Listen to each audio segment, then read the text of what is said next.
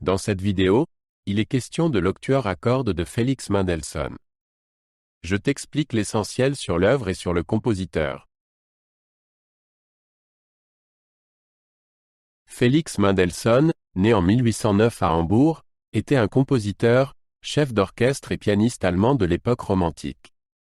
Dès son enfance, il a fait preuve d'un talent musical exceptionnel.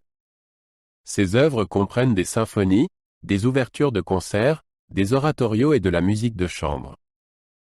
L'octuor à cordes en mi bémol majeur, op. 20, est l'une de ses œuvres de musique de chambre les plus connues et un sommet de la musique romantique. La musique de Mendelssohn se caractérise par sa clarté, sa mélodie et sa richesse émotionnelle. L'octuor à cordes en mi bémol majeur, op.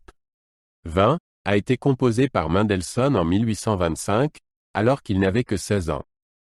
Il s'agissait d'un cadeau pour son ami et violoniste Eduard Rietz. Dès son plus jeune âge, l'œuvre révèle le talent exceptionnel de Mendelssohn pour les mélodies et l'orchestration.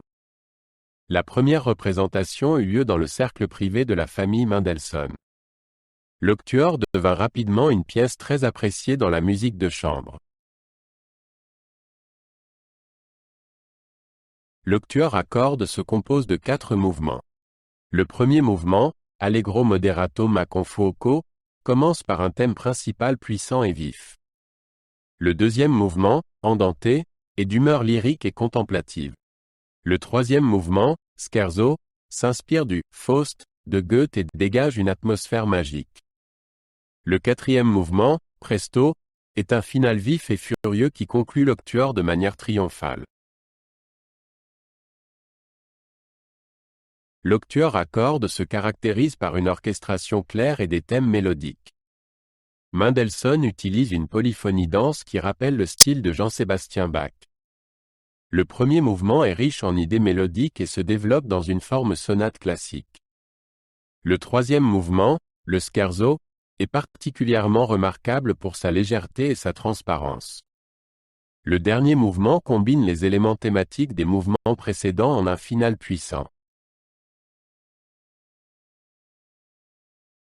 L'octuor à cordes est un jalon dans la musique de chambre et montre le talent exceptionnel de Mendelssohn. Il est considéré comme la première œuvre importante de cette formation et a influencé de nombreux compositeurs ultérieurs. L'octuor allie la clarté de la forme classique à la profondeur mélodique et émotionnelle du romantisme. Il illustre la capacité de Mendelssohn à combiner des structures musicales complexes avec légèreté et élégance. L'octuor à cordes a été accueilli avec enthousiasme lors de sa première représentation publique. Les critiques ont salué l'alliance de la structure classique et des mélodies romantiques. Aujourd'hui encore, il fait partie des œuvres de musique de chambre les plus connues de Mendelssohn. Elle est souvent jouée en concert et enthousiasme aussi bien les musiciens que les auditeurs.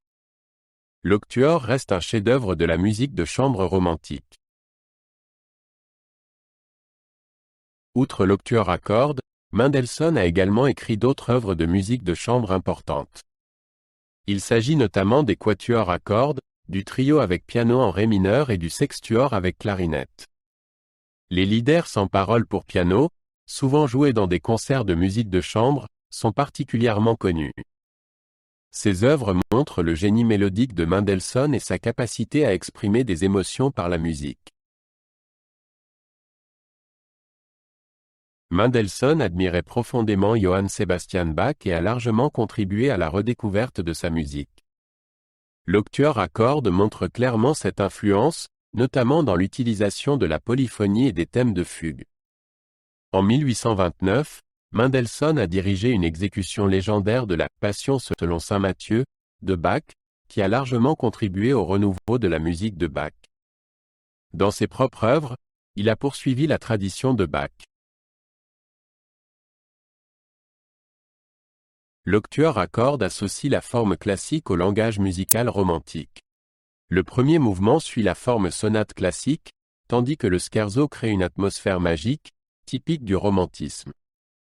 Mendelssohn a créé une musique qui allie à la fois la clarté du classicisme et la richesse émotionnelle du romantisme. Cette association fait de l'octuor à cordes une œuvre unique en son genre.